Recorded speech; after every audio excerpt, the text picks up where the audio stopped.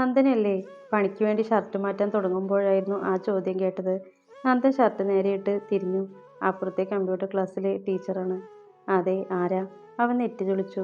എന്നെ മനസ്സിലായില്ലേ? നമ്മൾ എറവക്കാട് ഹൈസ്കൂളിൽ ഒരുമിച്ച് പഠിച്ചിട്ടുണ്ട്. ദിവ്യ, ഓർക്കുന്നുണ്ടോ? ആ, ദിവ്യ. നന്ദൻ ഓർമ്മയോടെ ചിരിച്ചു, കണ്ണുകൾ വികസിച്ചു. നന്ദൻ ഇവിടെയാണോ? ആ, ദിവ്യയോ? ഞാൻ നാട്ടിലെ സ്കൂളിലെ കമ്പ്യൂട്ടർ ടീച്ചറാ. വെക്കേഷന് വെറുതെ ഇരിക്കുന്നത് കൊണ്ട് ഇവിടെ ജോയിൻ ചെയ്തു. അമ്പോ, നന്ദൻ്റെ പുരികം രണ്ടും ഉയർന്നു. ദിവ്യ ചിരിച്ചു. നമുക്ക് അങ്ങോട്ട് ഇരുന്നാലോ? ഒരു ചെറിയ ചായ കുടിക്കാം. നന്ദൻ തലയൊന്ന് ചൊറിഞ്ഞു. ബുദ്ധിമുട്ടാണോ? ഏയ്, ദിവ്യവോ? നന്ദൻ ബിൽഡിങ്ങിൽ നിന്ന് ഇറങ്ങി തൊട്ടപ്പുറത്തെ ചായക്കടയിലേക്ക് നടന്നു. ചേട്ടാ, ഒരു നോട്ട്ബുക്കും പേനയും. ദേവ് ഫോണിൻ്റെ ബാക്ക് കവർ തുറന്നു നോക്കി. അയ്യോ, ഇതിൽ പൈസ എടുത്ത് രാവിലെ കടയിൽ കൊടുത്തല്ലോ. ഇതാ മോളെ, 38 രൂപ. ചേട്ടനിത് ഇവിടെ വയ്ക്കി, പൈസ ഞാൻ ഇപ്പോൾ കൊണ്ടുവരാവേ. ദേവു അത് പറഞ്ഞിട്ട് വേഗം തിരിഞ്ഞോടി. നന്ദൻ ചായക്കടയുടെ മരബെഞ്ചിലേക്ക് കയറിയിരുന്നു. എതിര് ദിവ്യയും. ചേട്ടാ, 2 ചായ. നന്ദൻ ഉറക്കെ പറഞ്ഞ് ദിവ്യയെ നോക്കി. പിന്നെ കുടുംബമൊക്കെ? ദിവ്യ ഒന്ന് നെടുവീർപ്പിട്ടു. നന്ദന് ജാതകത്തിൽ വിശ്വാസമുണ്ടോ? ദിവ്യ അവൻ്റെ കണ്ണിലേക്ക് നോക്കി. അയ്യേ, എനിക്ക് ആ കുന്തത്തിലൊന്നും വിശ്വാസമില്ല. മനപ്പൊരുത്തമാണ് വേണ്ടത്, ജാതകപ്പൊരുത്തമല്ല. നന്ദൻ തലചരിച്ച് ചായ എടുത്തു. ദിവ്യ തിളങ്ങുന്ന മിഴികളോടെ അവൻ്റെ ഓരോ ചലനങ്ങളും വീക്ഷിച്ചു. ചൊവ്വാദോഷമാടോ, വരുന്ന ചെക്കന്മാരൊക്കെ പടിവരെ വരുന്നേയുള്ളൂ, ദിവ്യ പറഞ്ഞു. നന്ദൻ ദിവ്യ നോക്കി ചായ ടേബിളിൽ വെച്ചു. ഇതിലൊന്നും വിശ്വാസമില്ലാത്ത ആരെങ്കിലും കെട്ടണം. ചായ വീണ്ടും എടുത്ത് ഊതി കുടിച്ചു. എനിക്ക് ഒരാളോട് ചെറിയ ഇഷ്ടമുണ്ട്, അയാൾക്കാണെങ്കിൽ ഇതിലൊന്നും വിശ്വാസമില്ല. ആ, ബെസ്റ്റ്. അപ്പോൾ വേഗം കെട്ടിക്കൂടെ? നന്ദൻ നിസ്സാരവൽക്കരിച്ചു. കെട്ടണം, പക്ഷെ ആൾക്ക് സമ്മതമാവോ? ഞാനിതുവരെ പറഞ്ഞിട്ടില്ല. അതെന്താ കുഴപ്പം? ദിവ്യ കാണാൻ കൊള്ളാം, പിന്നെ നല്ലൊരു ജോലിയില്ലേ? അയാൾ സമ്മതിക്കാതിരിക്കാൻ കാരണമൊന്നും ഞാൻ നോക്കിയിട്ട് കാണാനില്ല. എന്നാൽ നന്ദന് എന്നെ വിവാഹം ചെയ്തൂടെ? ദിവ്യ മുഖം താഴ്ത്തി പറഞ്ഞതും നന്ദൻ ചായ തൊണ്ടയിൽ കയറി ചുമച്ചു. ദിവ്യ എന്താ പറഞ്ഞ്? കേട്ടത് ശരിയാണോ എന്നറിയാൻ നന്ദൻ ഒന്നുകൂടെ ആരാഞ്ഞു. നന്ദൻ്റെ കൈകൊണ്ട് ഒരു താലി കഴുത്തിൽ. ദിവ്യ മുഖം വീണ്ടും കുനിച്ചു. ആരെങ്കിലും കേട്ടു കാണുമോ എന്ന് ഭയന്ന് നന്ദൻ വെപ്രാളത്തോടെ ചുറ്റും നോക്കി. എന്നാൽ ചായക്കടയുടെ ഉള്ളിലേക്ക് കയറി വന്നവളെ കണ്ടതും ഹൃദയം പാതി നിന്നുപോയി. ചുവന്ന മുഖം കണ്ടാൽ അറിയാം, പെണ്ണെല്ലാം കേട്ടിട്ടുണ്ട്. പുറകിൽ നിൽക്കുന്ന കണ്ണൻ്റെ വളിച്ച ചിരിയും പെണ്ണിൻ്റെ നോട്ടവും കണ്ട് നന്ദൻ സ്വന്തം ആത്മാവിന് നിത്യശാന്തി നേർന്നു. നന്ദൻ വിളറിപ്പിടിച്ച മുഖത്തോടെ എഴുന്നേറ്റ് നിൽക്കുന്ന കണ്ടാണ് ദിവ്യ തിരിഞ്ഞു നോക്കിയത്. ദേവി ക്ലാസ്സിൽ കയറിയില്ലേ? ഇല്ല മാം, ഞാൻ ബുക്ക് വാങ്ങാൻ പോയതാ, പക്ഷേ ക്യാഷ് എടുക്കാൻ മറന്നു. നന്ദൻ വേഗം പോക്കറ്റിൽ നിന്നും 100 എടുത്തു നീട്ടി. ദേവിക അവനെ കുറിപ്പിച്ചു നോക്കി. ഏയ് നന്ദ, ഞാൻ കൊടുത്തോളാം. ദിവ്യ തൻ്റെ ബാഗ് എടുത്തു. അതിന് ടീച്ചറാണോ ദേവുവിനെ കെട്ടിയത്? കണ്ണൻ ചോദിച്ചു. ദിവ്യ ഒന്നും മനസ്സിലാവാതെ രണ്ടുപേരെയും മാറി മാറി നോക്കി. ദേവു നന്ദനെ നോക്കാതെ ക്യാഷ് വാങ്ങി തിരിഞ്ഞു. നന്ദൻ്റെ അനിയത്തിയും അളിയനുമാണോ? ദിവ്യ ചോദിച്ചത് കേട്ട് ദേവു പാപ്പോടെ തിരിഞ്ഞു. അല്ല ദിവ്യ, ദേവിക എൻ്റെ വൈഫാ. നന്ദൻ ദേവുവിൻ്റെ അടുത്തേക്ക് ചെന്നു നിന്നു. ദിവ്യയുടെ മുഖം പതറുന്നതും അവിടെ മങ്ങലേൽക്കുന്നതും കണ്ട് ദേവുവിന് ആശ്വാസം തോന്നി. ഓ സോറി നന്ദൻ, ഞാൻ കരുതി. ദിവ്യ നിന്ന് വിക്കി. ഞാൻ പോട്ടെ. ദേവു നന്ദനെ നോക്കി തലയാട്ടി. ദേവു തിരിഞ്ഞു നടന്നു. നന്ദൻ, ഞാൻ കരുതി നന്ദൻ്റെ മാരേജ്. അത് കുഴപ്പമില്ല ദിവ്യേ. നന്ദൻ പുഞ്ചിരിച്ചു. ലവ് മാരേജ് ആയിരുന്നോ? നന്ദൻ ദേവുവിൻ്റെ പ്രണയത്തിൻ്റെ ഓർമ്മയിൽ മധുരമായി ഒന്ന് ചിരിച്ചു. 5 വർഷത്തെ പ്രണയം. ഓ ഗുഡ്. എന്നാൽ ഞാൻ ഇറങ്ങട്ടെ, ക്ലാസ്സിൽ കയറണം. ദിവ്യ പോവാൻ തിടുക്കം കൂട്ടി. ദിവ്യ വേഗം ഇറങ്ങി നടന്നു. മനസ്സ് മുഴുവൻ ദേവിക എന്തെങ്കിലും കേട്ടു കാണുമോ? ദേവിക എങ്ങനെ ഫേസ് ചെയ്യും എന്നൊക്കെയുള്ള ചിന്തകളിൽ ഉഴറി. എന്നാലും എൻ്റെ അണ്ണ, ഭാര്യ ഉള്ളപ്പോൾ ആരെങ്കിലും ഭാര്യയുടെ ടീച്ചറെ ലൈനടിക്കോ? തെണ്ടി. ഏതാണ്ടൊക്കെയോ ഭാഷയിൽ കേട്ട പുളിച്ചതെറി കൂടിയായപ്പോൾ കണ്ണൻ സ്ഥലം കാലിയാക്കി. നന്ദ ചായയുടെ പൈസ കൊടുത്തിറങ്ങി. ദേവുവിന് പാതി സമാധാനമായി. ഇനി ഈ ചെറിയ ചിടുങ്ങു പെൺകുട്ടികളാണ്, ഇവറ്റ നോക്കുന്ന കാര്യം പോലും അങ്ങേർക്കറിയില്ല. അത് ഭാഗ്യം. ദിവ്യ ക്ലാസ് മുറിയിലേക്ക് വന്നപ്പോൾ ദേവു ഗൗരവത്തിലായി. 5 കൊല്ലം സ്നേഹിച്ച് ദൈവമായി സ്വന്തമാക്കി ചേർത്തി തന്നപ്പോൾ നന്ദേട്ടന് ഇത്ര ആരാധകർ ഒന്നും ഉണ്ടായില്ലല്ലോ. ഞാൻ പ്രേമിക്കുമ്പോൾ ഒരു കരടിക്കോലമായിരുന്നു. താടിയും മുടിയും വെട്ടാതെയും ചീകാതെയും നടക്കുന്ന ഒരു മനുഷ്യക്കരടി. അങ്ങേരെ ഒന്ന് മനുഷ്യക്കോലത്തിലാക്കിയെടുത്തപ്പോൾ സകല അവളുമാർക്കും അങ്ങേര് മതി. ദേവു പേന ബുക്കിലേക്ക് കുത്തി. ശബ്ദം കേട്ട് അടുത്തിരുന്ന പെൺകുട്ടികൾ നോക്കി. അണപ്പല്ല് കടിച്ച് പുഞ്ചിരിച്ച് കാണിക്കാനേ നിവൃത്തിയുള്ളൂ. ഇപ്പോഴും പുറത്തേക്ക് തന്നെയാണ് മൂന്നിടത്തിൻ്റെ കണ്ണ്. നിങ്ങൾക്കുള്ള കണി ഉച്ചയ്ക്ക് തരാം. ദേവ് പുച്ഛത്തോടെ ചിരിച്ചു. ദിവ്യ വന്ന് സംസാരിക്കുമെന്ന് കരുതിയെങ്കിലും ഒന്നും ഉണ്ടായില്ല. ക്ലാസ് കഴിഞ്ഞ് ഇറങ്ങാൻ നേരം ദിവ്യ അടുത്തേക്ക് വന്നു. ദേവിക, താൻ എന്തെങ്കിലും കേട്ടെങ്കിൽ ഐ ആം റിയലി സോറി. ഞാൻ അറിഞ്ഞില്ല നന്ദൻ്റെ marriage. It's okay ma'am. Devika ചെറിയ പുഞ്ചിരിയോടെ ക്ലാസ്സിന് വെളിയിലേക്ക് ഇറങ്ങി. റെയിലിൽ പിടിച്ചു നിൽക്കുമ്പോൾ പാതി പെൺകുട്ടികളും ബിൽഡിങ്ങിനെതിരെയും അടുത്തായി നിൽക്കുന്നുണ്ട്. ദേവ് ഫോണെടുത്ത് നന്ദനെ വിളിച്ചു.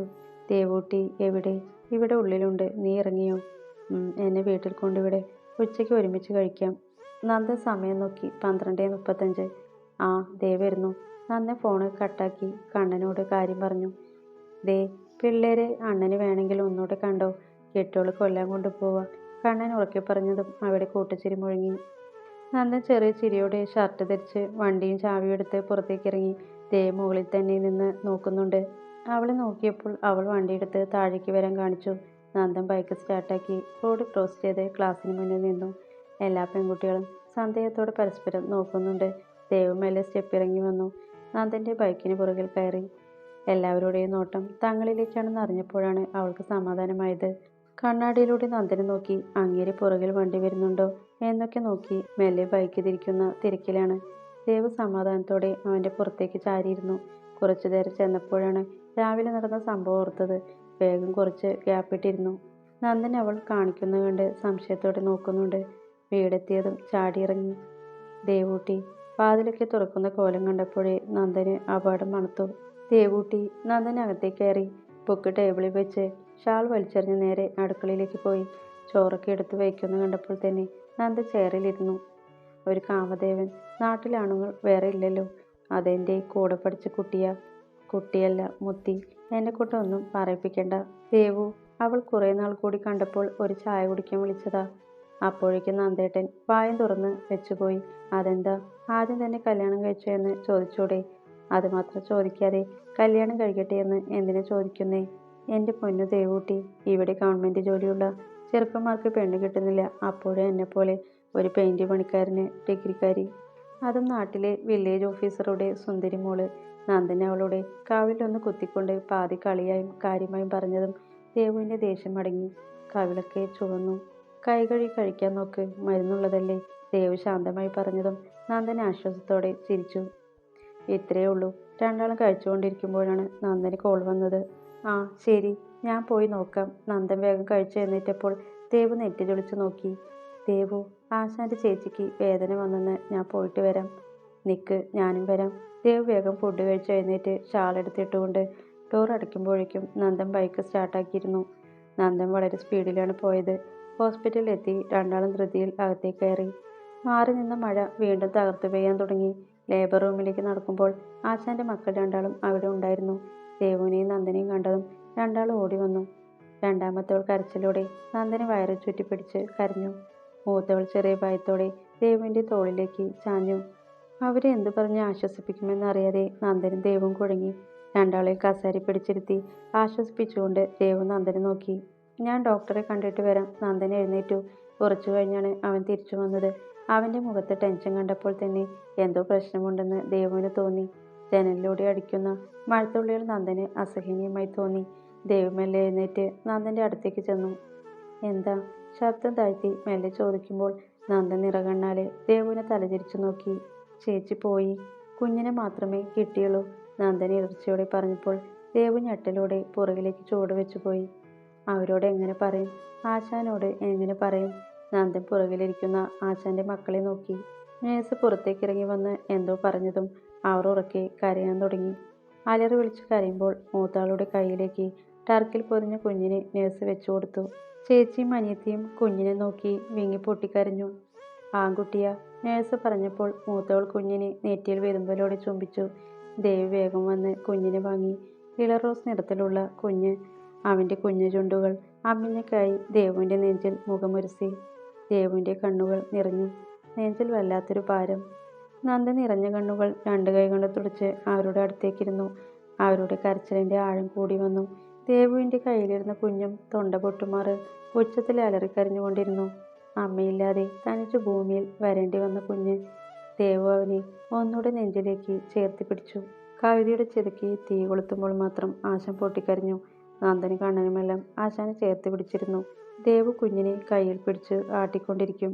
നീതു സുമിയും വന്നിട്ടുണ്ട്. നാട്ടിലെ ഒട്ടുമിക്ക ആൾക്കാരുമുണ്ട്.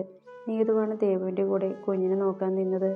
വെള്ളം ചൂടാക്കിയും പൊടി കലക്കി പാൽക്കുപ്പിയിലാക്കി കൊടുത്തതുമെല്ലാം നീതുവാണ്. പാൽ കുടിച്ച കുഞ്ഞിനെ സുമ കമഴ്ത്തിക്കിടത്തി പുറത്ത് തട്ടി കൊടുക്കുന്നയാണ്ട് ദേവ് നോക്കി നിന്നു. ഗ്യാസ് ഉണ്ടെങ്കിൽ പോവാനാണ്.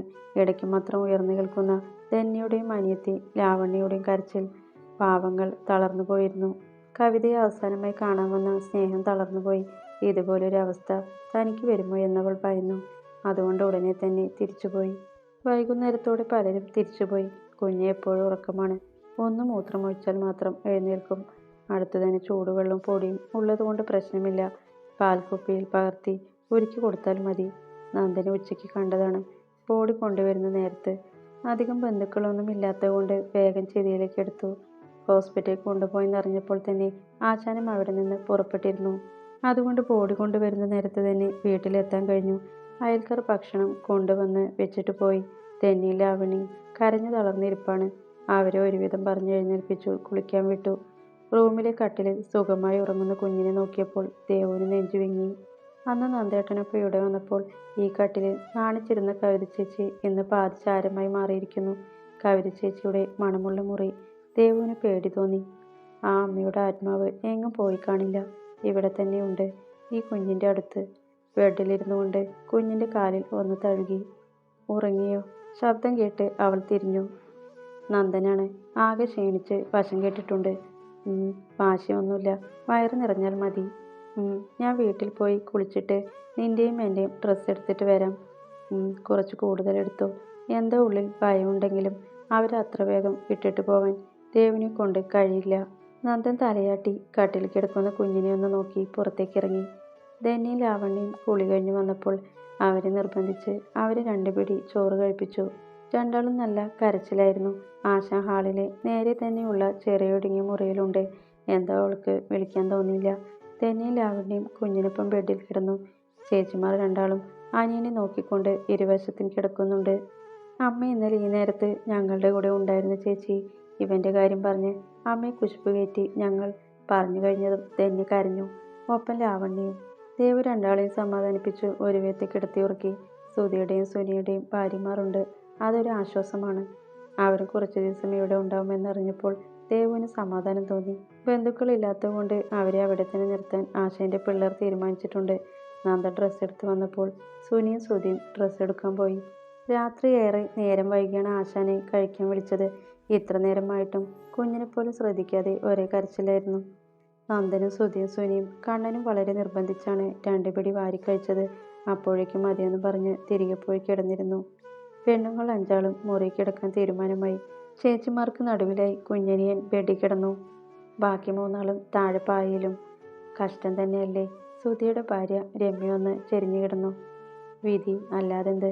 രേഷ്മ സുനിയുടെ ഭാര്യ ശബ്ദം താഴ്ത്തി പറഞ്ഞു. ദേവ് മൂളേ ഉള്ളൂ. ഉള്ളിലെല്ലാവർക്കും നല്ല സങ്കടമുണ്ട്.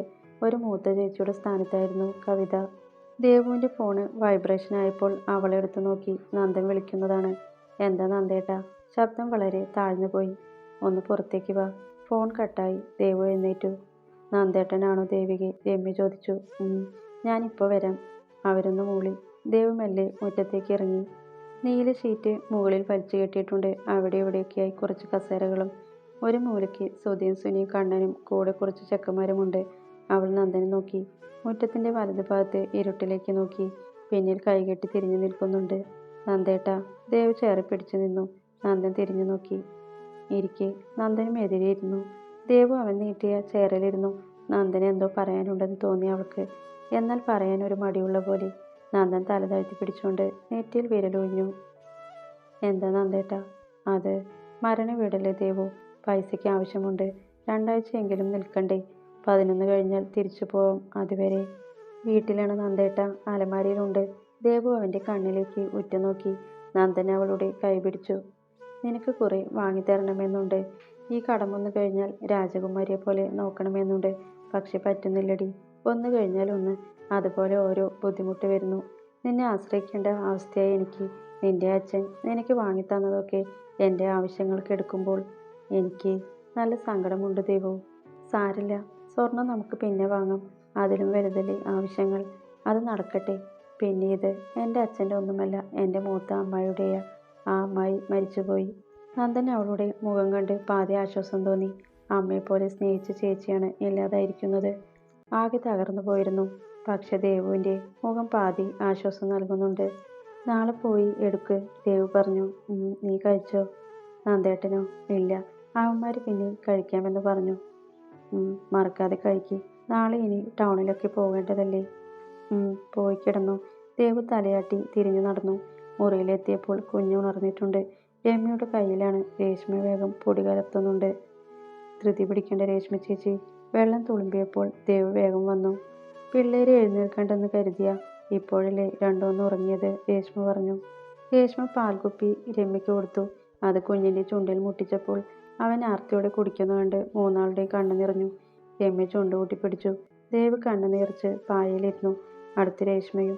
പാൽ കുടിച്ചു കഴിഞ്ഞ് രമ്യ അവൻ്റെ കുഞ്ഞു മുതുകൽ തട്ടിക്കൊടുത്തു. Gas boy. വയറ് നിറഞ്ഞപ്പോൾ ആള് വീണ്ടും മിഴികൾ അടച്ചു. രമ്യ അവനെ കയ്യിലിട്ടാട്ടി. ഏതോ ഒരു താരാട്ടുപാട്ട് മൂളി. അതുമാത്രം ആ വീട്ടിൽ ഉയർന്നു കേട്ടു. ദേവും രേഷ്മയും മുഖം കുനിച്ചിരുന്നു. തൊട്ടുമുറിയിലെ ആശാൻ നിശബ്ദമായി കരഞ്ഞു. പുറത്തിരിക്കുന്ന ചെക്കന്മാർക്ക് അവരുടെ വല്യേച്ചിയെ ഓർമ്മ വന്നു. എപ്പോഴും സ്നേഹത്തോടെ വിളമ്പി തന്നിട്ടുള്ള വല്യേച്ചി. നന്ദനൊന്ന് നെടുവീർപ്പിട്ടു. രാവിലെ നേരത്തെ തന്നെ ബലിയിടുമ്പോൾ ആശാൻ കരഞ്ഞു പോയിരുന്നു.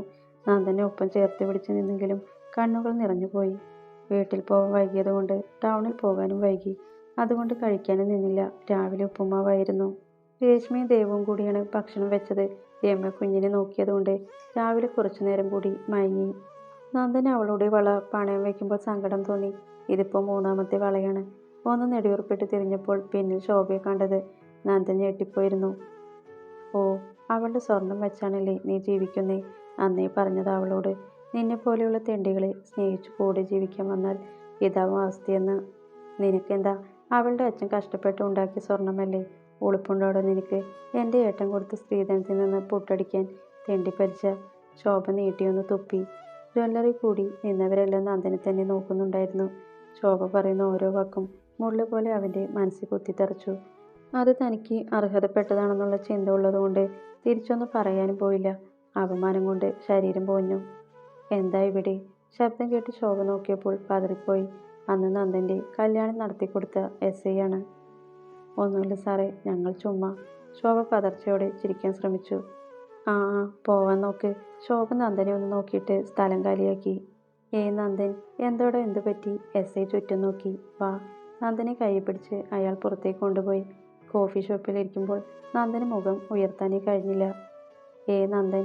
SI കയ്യിൽ തൊട്ടതും നന്ദനെ കൈ ടേബിളിൽ അമർത്തി അതിലേക്ക് മുഖം വെച്ചു. കയ്യിലേക്ക് നനവ് പടർന്നപ്പോൾ SI പകച്ചു പോയിരുന്നു. എടോ, എന്താ പ്രശ്നം? നന്ദനെ എല്ലാം തുറന്നു പറയുമ്പോൾ അവൻ്റെ ശബ്ദം ഇടറി. സാരമില്ല, ഞാൻ തന്നെ ഒന്ന് വിളിക്കാം. ഞാൻ വിചാരിക്കുന്ന പോലെ നടക്കുമെന്ന് ഉറപ്പില്ല, എന്നാലും ശ്രമിക്കാം. SI കൈ കൊടുത്ത് എഴുന്നേറ്റു. നന്ദനും തനിക്ക് നേരെ ക്യാഷ് നീട്ടിയപ്പോൾ അവൻ വേണ്ടെന്ന് കാണിച്ചു. എൻ്റെ ഇപ്പോൾ ഉണ്ട് സാർ. എന്നാലും പോക്കറ്റിൽ നിർബന്ധത്തോടെ വെച്ചു കൊടുത്തു. പോട്ടെ, കൊച്ചിൻ്റെ പിറന്നാളാടോ, എന്തെങ്കിലും ഗിഫ്റ്റ് വാങ്ങാമെന്ന് കരുതി നിർത്തിയിറങ്ങുമ്പോഴാണ് ബഹളം കേട്ടത്. SI കണ്ണിൽ നിന്നും മാഞ്ഞപ്പോൾ നന്ദനും അവിടെ നിന്നിറങ്ങി. SI എന്തൊക്കെയോ ഊഹിച്ച് ഉറപ്പിച്ച പോലെ സംസാരിക്കുന്നുണ്ട്. പക്ഷേ മുഴുവനായി എന്താണെന്നറിയില്ല. തിരികെ എത്തുമ്പോൾ ദേവ് കുളിക്കുന്നതുകൊണ്ട് നന്ദൻ വേഗം കുളിച്ച് മുറ്റത്തേക്ക് ഇറങ്ങി നിന്നു. അവളെ നോക്കാൻ പോലും വയ്യ. മുഖം കണ്ടാൽ തന്നെ കണ്ടുപിടിക്കും. കുളി കഴിഞ്ഞപ്പോഴാണ് നന്ദൻ വന്നെന്ന് രേഷ്മ പറഞ്ഞത്. ദേവ് വേഗം മുറ്റത്തേക്ക് ചെല്ലുമ്പോൾ ആളെ കണ്ടില്ല. മനസ്സിലാകൂടി നല്ല വിഷമമുണ്ട്. സങ്കടം വരുമ്പോൾ ആ നെഞ്ചിലൊന്ന് ചേർന്ന് നിന്നാൽ മതി. നേരെ ചൊവ്വെ കാണാൻ കിട്ടുന്നില്ല. അരികിലിരിക്കാൻ പറ്റുന്നില്ല. മുറ്റത്തേക്ക് ഇറങ്ങി നിന്ന് നോക്കുമ്പോൾ കണ്ടു മതിൽ ചാരി നിന്ന് കണ്ണനോട് എന്തോ പറയുന്ന നന്ദനെ. അവനിടയ്ക്ക് കണ്ണുകൾ തുടയ്ക്കുന്നതും കണ്ണൻ നന്ദൻ്റെ തോളി തട്ടുന്നതും കണ്ടപ്പോൾ ദേവുവിൻ്റെ നെറ്റി ചുളിഞ്ഞു.